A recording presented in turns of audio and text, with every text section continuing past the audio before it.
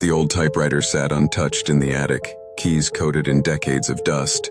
I found it while cleaning, drawn to its strange, silent presence. On a whim, I loaded a yellowed sheet of paper and pressed a key. It clacked, echoing louder than expected in the stillness. I typed, "A figure stands in the shadows." The air grew cold, a sudden chill crawling up my spine. Behind me, the attic's darkness seemed to swell, thickening like ink. I typed again.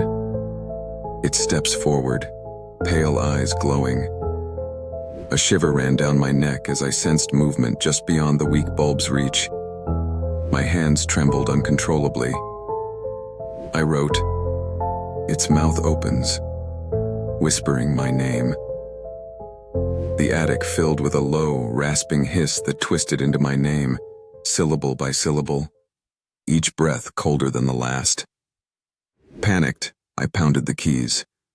It disappears. Nothing changed. The figure, barely visible now, crept closer, its face a hollow void. I tried to run, but my feet felt glued to the floorboards. The typewriter clattered on its own. You cannot undo what's written. The last thing I saw was the figure's hand reaching for me, cold and real, as the typewriter's keys hammered out my final scream.